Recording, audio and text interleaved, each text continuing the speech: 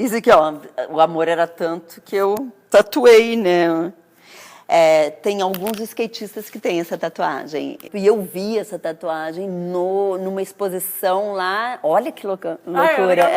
Conta. Eu vi uma exposição que eu acho que foi uma Bienal, alguma coisa assim.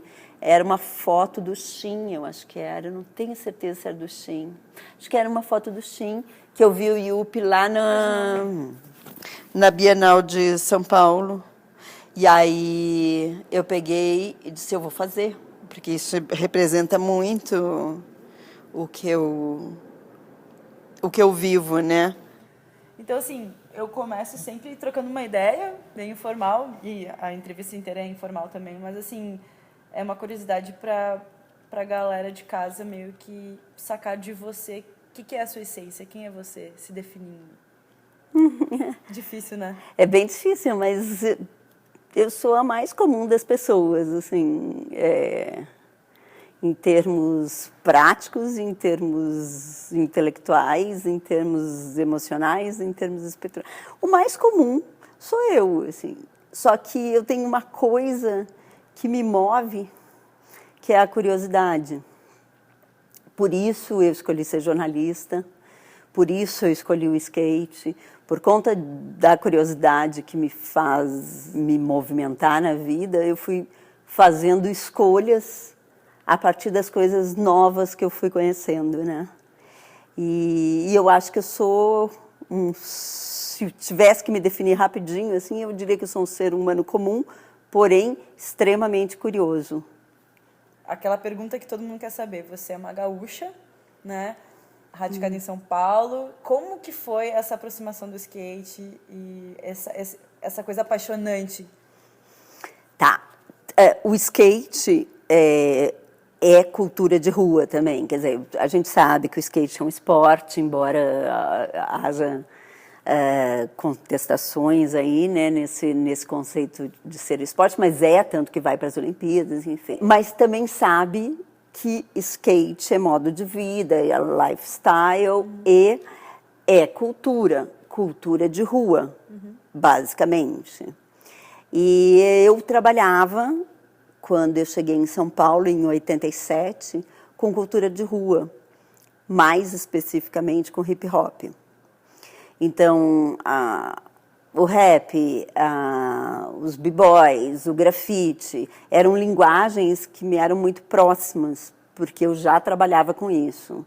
E o skate estava sempre, toda vez que eu mexia com esse universo da cultura de rua, eu via o skate. Estava sempre presente lá o skate. Sempre presente, mas eu não tinha assimilado ainda. E aí, quando eu saí da TV Cultura, onde eu fazia o programa Metrópolis, onde eu tinha o contato direto com a cultura hip-hop, eu fui trabalhar na ESPN. Comecei a fazer esportes de ação, todos, e aí, de repente, fui fazer uma matéria de skate. E aí, me veio toda aquela referência que eu já tinha, exatamente, que eu já tinha da cultura de rua, do hip-hop, eu digo, tá aí, era isso aí que tinha lá onde eu estava mexendo e eu não conhecia. Agora eu preciso conhecer isso. Quer dizer, era uma novidade para mim, mas não era uma novidade para o universo que eu estava mexendo, porque ele já existia lá. Só que eu fui querer saber o que era o skate. E não tinha meio de saber, não tinha informação, era tudo muito conceitual, sabe? As revistas eram super especializadas, então falava uma linguagem muito técnica. As manobras tinham que ser filmadas e captadas e fotografadas de determinados ângulos. Parará. Eu digo, como é que as pessoas vão entender, as pessoas comuns, né, que nem eu me defini, né, vão entender essa história, né? Parei. Vamos ter que mastigar isso de uma forma que seja digerível pelo público leigo, mais aceita pelo público que é mais técnico, que pelo skatista, pelo simpatizante do skate. Então, aí o desafio de fazer alguma coisa que conseguisse contemplar as duas correntes, as 3 correntes, as 4 correntes, quantas correntes de pensamento existirem em torno do skate, eu tentei contemplar fazendo um programa de TV para falar de skate. E assim, você falou que é um universo muito fechado, muito técnico, mas como é que foi a aceitação da galera do skate quando você entrou nesse meio? Porque é um meio também muito difícil. Muito difícil, mas eu só fui entender que era difícil depois que eu já estava lá dentro. Sim. Porque eu fui entrando. Provavelmente tenha tido alguma reação contrária à minha entrada, mas como eu era muito curiosa, eu não dava bola para reações contrárias, eu nem percebia, ou ingenuamente não percebia nenhuma reação contrária. E aí eu fui entrando, quando eu vi eu já estava lá dentro. Já estava sendo aceita, e aí que eu entendi que não era um meio fácil de se entrar. O primeiro campeonato que eu cobri, né, em Brasília, era um campeonato de vert, e eu comecei, então, pelo povo de vert, né? Que é um pessoal muito mais tranquilo, muito mais, como é que eu vou te dizer? Acolhedor para as novidades, tanto que assim, hoje em dia você vê, o Vert é o queridinho da Globo, tem todos uma coisa de... Culturalmente falando, ele é mais reconhecido. Mais aberto, né? Os meninos do Vert são meninos mais abertos para o mainstream, digamos assim. Enquanto que os meninos do Street são muito mais roots, fechados, underground, seletivos. Pois é, quando eu cheguei no Street, comecei pelos campeonatos de Novo Hamburgo. E quem foi o meu abre-alas em Novo Hamburgo, que foi meu primeiro perfilado do programa de Street, foi o Biano Bianchini, que era um local do Rio Grande do Sul, tal, e super respeitado, né? Quer dizer, não tinha também, eu não precisava de nenhum mestre de cerimônias melhor do que o Biano Bianchini. Então eu cheguei no cenário do Street pelas mãos do Biano, porque ele era o perfilado do meu programa, daquele programa que eu ia fazer, e, portanto, ele me levou para o meio do Street. Quando eu cheguei com ele, as portas meio que se abriram, né?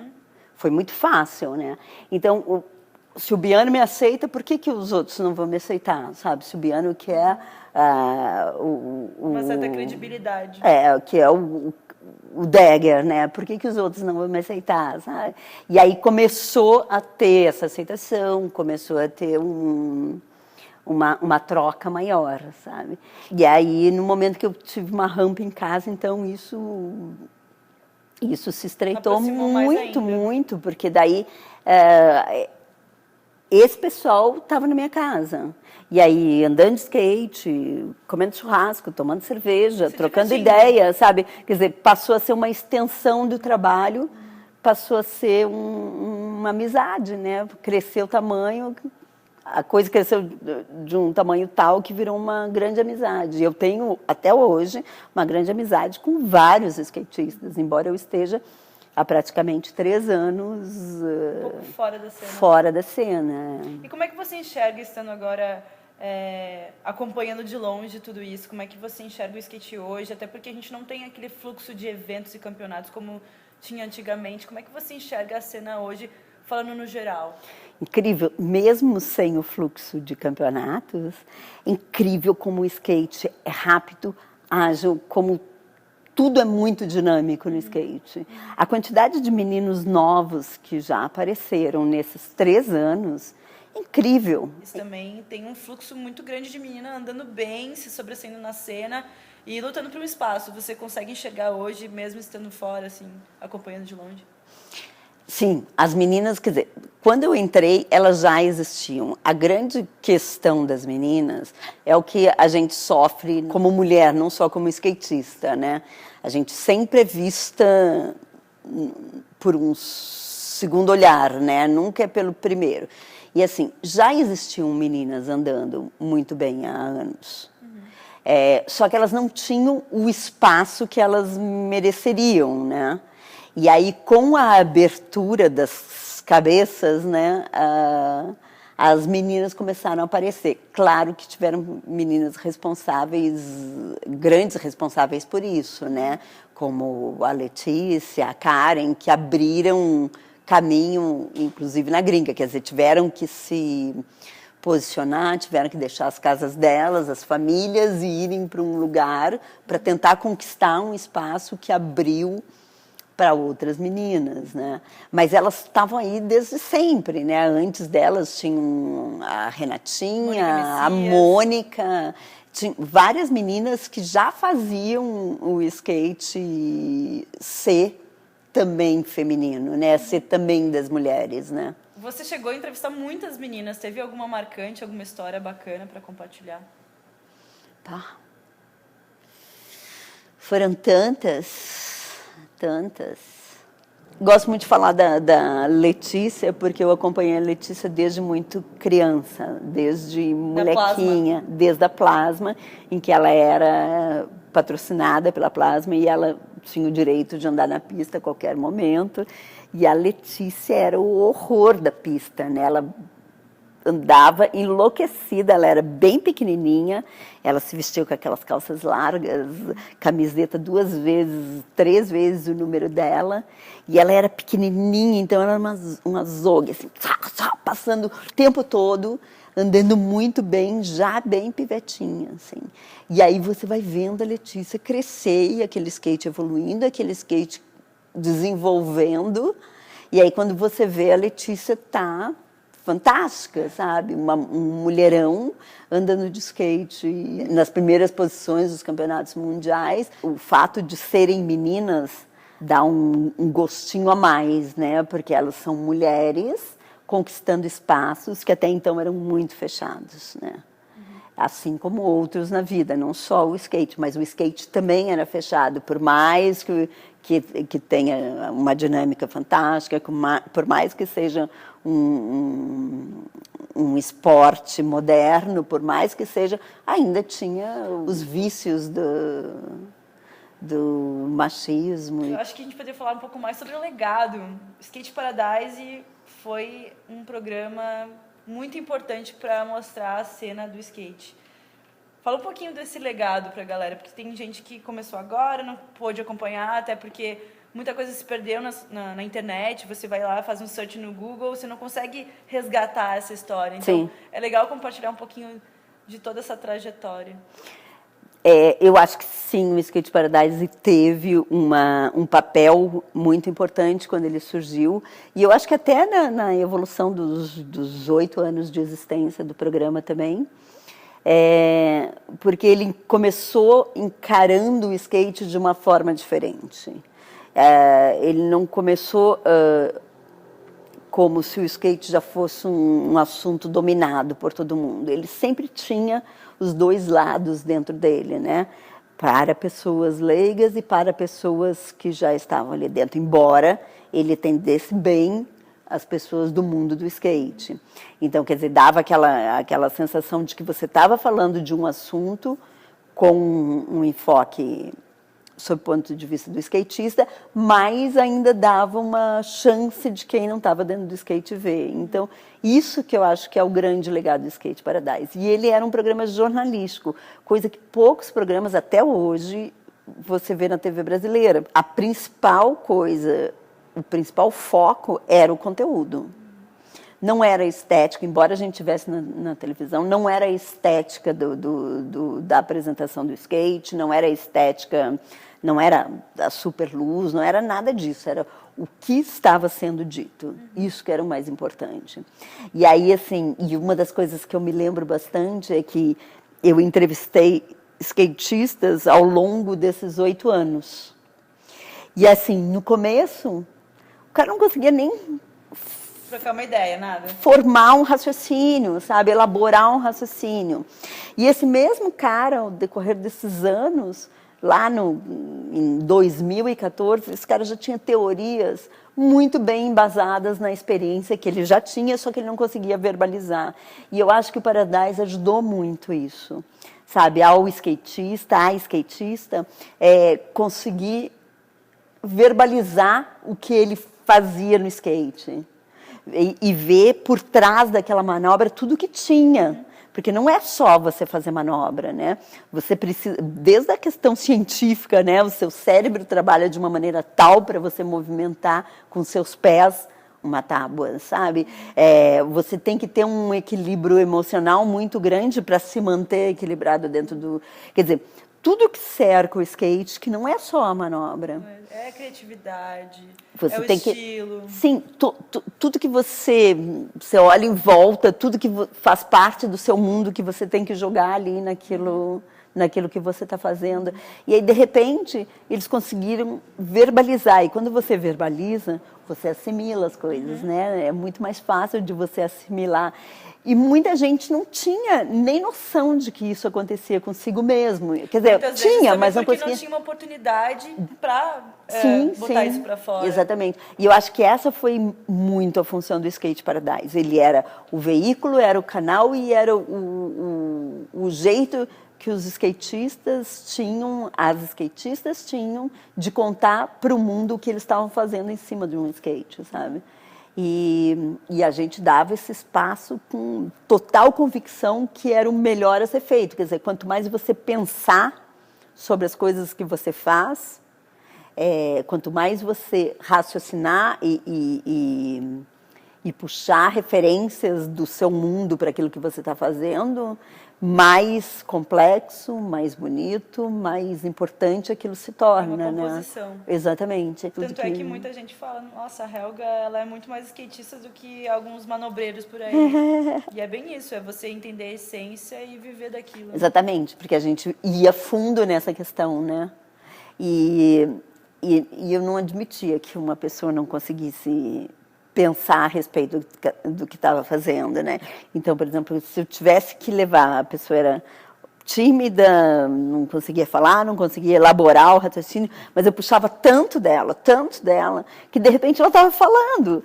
E aí eu dizia, olha, tá aí, ó, tá vendo? É isso aí, né? Não é só você conseguiu, você falou o que está dentro de você, porque você fez um exercício de exteriorização de uma coisa que até então nunca tinha feito, sabe? Exatamente. Então, aí as mulheres profissionais do skate, a Ceci, por exemplo, é uma caixa de Pandora, né? Porque ela é incrível o que ela tem de conhecimento, o que ela tem de memória. Eu invejo a Ceci muito, porque ela consegue lembrar coisas fantásticas. Vendo a entrevista que ela deu para você, digo, nossa, cara, como ela viveu isso, né? Viveu intensamente. Você também viveu, são histórias que você contou que entraram na história, são memoráveis. E que você conseguiu registrar. Eu tenho um registro, né? Porque se eu fosse depender da minha memória, eu não consigo nem lembrar o sobrenome. Eu me comprometo nesse quesito de memória, porque é bem seletiva. E existem outras mulheres ou algumas outras pessoas que te inspiraram, porque você é uma inspiração para mim, a Ceci é uma inspiração. Existem outras mulheres que também entrariam nesse quesito? A Ceci, com certeza, é uma inspiração. A Renatinha, que é fantástica, que eu vejo a Renatinha andando desde sempre e ela continua andando. E eu acho que isso é inspirador, né? A própria Mônica, que mora hoje nos Estados Unidos, e é engraçado, quando eu comecei... Tem uma história legal da Mônica. Ela mora há muitos anos nos Estados Unidos e ela foi uma das primeiras skatistas mulheres no Brasil. A Ceci, inclusive, se refere a ela. Eu não consigo lembrar o sobrenome dela, que é bem difícil, é um polonês, enfim. A Mônica, quando eu comecei porque eu acabei lá pelas tantas, depois que eu saí do skate, eu digo, não, eu vou começar a pelo menos pegar embalo no skate e tal. Quando eu comecei a fazer isso, e eu postei um videozinho numa rede social, assim, eu remando só, né?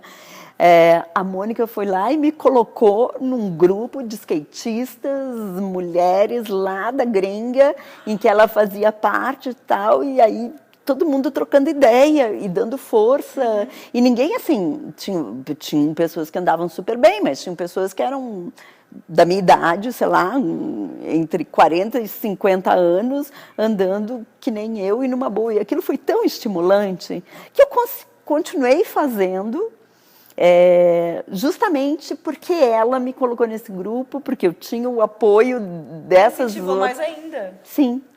É muito legal, cara. Quer dizer, ela lá do outro lado do mundo, mesmo assim, sabe, continua influenciando as pessoas. Né? Eu fiquei sabendo, Helga, que vai rolar até uma videoparte de Helga Simões. Então, não vai. Não vai mais. Assim, eu caí, eu tava. A história é a seguinte. Dedicada. A história é a seguinte, a videoparte era uma coisa muito ridícula, né? Eu ia dar umas remadas, ia dar sei lá, um show, que eu conseguisse tirar um rock and roll, alguma coisa assim. E eu estava me dedicando, eu ia para a pista lá do Cris Fernandes todo o domingo. Já estava dropando, Muito legal. Foi lindo. E aí eu ia para o Ibirapuera também. Uma vez por semana, toda segunda-feira. Tinha uma crio do Ibira, a gente ia para lá, tudo tal. E era divertidíssimo, eu estava adorando. E aí um dia eu estava chegando no Ibira, saindo do estacionamento, eu joguei o skate no chão, subi bem devagarzinho, assim, enrolou uma pedrinha na roda e eu caí. Essa parte da pedrinha na roda é péssimo. É péssimo, né? Eu caí, machuquei o braço, fiquei 2 semanas sem trabalhar. Fiquei com muito medo depois. E aí eu fiquei pensando, será que eu tenho que fazer isso, né? Mas todo skatista faz essa mesma pergunta. Porque existem consequências, né? Pois é. Você renúncia no skate, da perna bonita.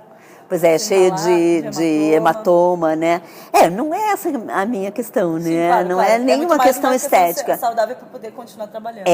Porque assim, eu tenho 55 anos de idade, eu acabei de fazer. Então, toda queda minha é muito diferente de uma queda de quando eu tinha 40, 30, sabe? É bem diferente. Por exemplo, mão, né? Eu já tenho problemas nas mãos que eu tenho que usar, tenho artrose nos dedos. Quando eu caí, eu machuquei cotovelo e mão. Piorou muito a minha artrose. Quer dizer, então tem coisas que eu tenho que cuidar para poder ter uma velhice mais tranquila, sem sofrimento, sem dores e tal. Então, já que eu não me dediquei esse tempo todo que eu estou dentro do skate, eu não me dediquei a andar, não é agora que eu praticamente estou fora que eu vou fazer. Então, eu não sei se vai rolar essa videoparte. Essa videoparte era legal. Mas as camadas, assim, ainda continua, né? Essa videoparte, a ideia era legal, foi do Jorge Simas. Eu estava nesse grupo de videomakers no WhatsApp e eu saí por uma questão de extremo machismo que houve dentro do grupo e eu achei que fosse muito. Acho que até o Guilherme também estava no grupo, não está? Não. Rolou um super machismo, eu retruquei e tal, e aí rolou de novo, eu digo, não, sabe? Não é isso. Eram todos homens, eu era a única mulher. Os videomakers estavam fazendo videopartes para montar um vídeo só de videomakers. Irado. E a minha participação ia ser, eu já tinha até música pensada, já tinha até as imagens pensadas, né? Mas aí eu acabei saindo, acho que não vai rolar mais. Talvez quando eu completar 60. Então, vamos aguardar a videoparte de Helga Simões. E agora, né, meio que atualizando, você continua editando, trabalhando com imagens no jornalismo e você entrou nas mídias, nas grandes mídias. Você fez um papel muito importante recentemente na Globo, onde a gente viu o skate inserido em alguns programas mais populares no mainstream. Sim. Como é que foi isso? O que você faz atualmente? Hoje em dia eu sou editora de um programa da TV Record que chama Domingo Espetacular, que eu tive que retomar com a saída do programa do Skate Paradise do ar. Eu tive que retomar a minha profissão de onde eu parei, na verdade, né? Quer dizer, eu voltei para as redações, coisa que eu estava afastada há 10 anos, há 8 anos no caso, né, que foi o tempo que o programa que o Paradise esteve no ar. Aí eu voltei para as redações. Antes de entrar para a Record, eu passei por 2 programas da Globo, fazendo freela, e um deles foi o Encontro com Fátima Bernardes, onde eu consegui colocar 2 matérias de skate que repercutiram muito bem. Uma foi com Vanderlei Arame, quando eu ofereci a pauta de ele andando numa mini rampa num balão. A ideia toda era montar esse balão no estacionamento da Globo, lá no Projac, que é onde fica o programa da Fátima. Eu passei um mês no Rio fazendo esse programa. Mas não conseguimos montar o balão, mas usamos as imagens do próprio arame e tal, contamos a história dele, mostramos a rampa na água, que foi muito legal. E esse programa deu muito certo, deu um Ibope muito alto, embora a gente pense, né, pô, Fátima Bernardes tem um público específico de senhoras que estão na frente da TV enquanto cozinham e tal. Nada disso. O pessoal que vê o programa adorou, tanto que houve uma segunda sugestão de pauta e que no primeiro momento foi, como assim? Eu queria que o Chaparral, eu andava por dentro do Projac e eu via aquele monte de corrimão muito legal, né? E aí eu queria que o Chaparral descesse. Instinto de skatista que não morre, né? Que você fica, né, o skatista que vira um pouco arquiteto, né, porque ele passa procurando obstáculos, né. E eu passava todo dia dentro do Projac, eu via aquilo ali, eu digo, nossa, já pensou descer? Porque assim, com toda a segurança que você possa imaginar, um puta corrimão, né. Que ninguém explorou ainda. Que ninguém explorou. E aí eu pensei no Chaparral fazer, e aí eu sugeri a pauta, aceitaram, mas aí começou, né, um monte de encrenca, limitações, como vamos fazer, o link, né, os cabos não chegam até aí, não sei o que, Paraná. Que encrenca, hein? Mas aí a gente vai cavando daqui, cavando dali, a coisa da experiência e tal, e da boa vontade das pessoas que te cercam também, né. Aí alguém falou, um motolink, né, perfeito. Pusemos na verdade não é um motolink, é um multilink, né, o link de mochila, aí chamamos o Chaparral, nesse dia o Sandro foi no estúdio, tinha havido também um campeonato no Rio de Janeiro em que eu tinha skate também, e aí a gente levou... Linkou tudo, e sei que na época, isso já faz mais de 2 anos, na época foi a segunda maior audiência do programa Encontro com Fátima Bernardes. Incrível. Foi muito legal, assim. E eu fiquei muito feliz, porque a gente abriu também caminho, quer dizer, já havia tido uma ou outra pauta de skate, mas sempre assim, com aquele apelo mais, sabe, uma criança que anda de skate, tinha sempre um apelo maior, sabe? Não, a gente levou profissionais do skate. Uma pauta bacana, relevante. Exatamente. Você acha que dentro do jornalismo, dentro enfim, das mídias, tem que ter alguém com conhecimento um pouquinho mais apurado sobre o esporte para poder realmente proporcionar pautas com um assunto legal, não mais do mesmo? Eu não sei se tem que ter alguém, mas se tiver, isso ganha um destaque maior, isso ganha um tom muito mais trabalhado, sabe? Quer dizer, eu acho que é bom ter de qualquer jeito, ou mesmo que seja... os profissionais dentro do veículo procurem quem conhece realmente sobre o assunto. Sim, exatamente. Para poder valer a pena aquilo não ser um assunto... Não ser uma coisa que vai virar a página e já era, né? Você nunca mais vai falar nisso. Eu acho que sim. Agora, como eu te disse, assim, também acho que é bom aparecer de qualquer jeito, porque a gente vai aprimorando com o tempo, né? Quer dizer, você cavar o espaço... Tudo bem, sabe? Não tem problema algum. Tem que levar uma criança, ou tem que levar alguma coisa que tenha um apelo maior. Emocional, né? Que exatamente. Gosta muito disso. Tem que levar? Vamos levar. Mas vamos também botar o profissional fazendo um skate de primeira linha, mostrando o que é o desafio de andar de skate e tal. Então vão ter as duas coisas, sabe? Tudo bem, eu acho que não perde nada, sabe? Com o tempo, as emissoras, os canais, a mídia aberta vai entendendo que é preciso especialização e tal. Isso gera Ibope. Mas como eles são muito mais lentos que as mídias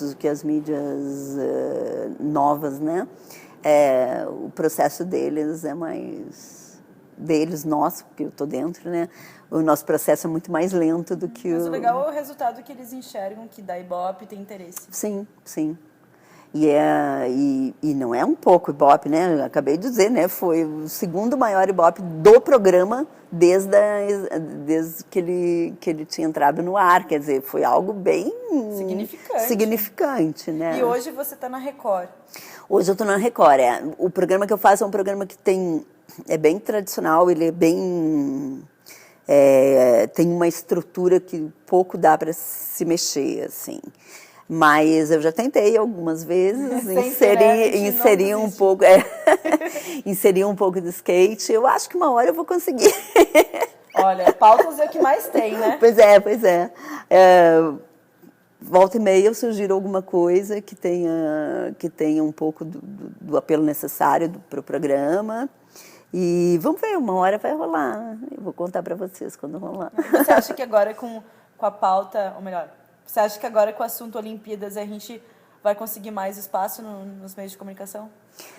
Obrigatoriamente, né? Porque daí... Tipo vocês vão ter que me engolir. Assim como foi com o bike, como foi...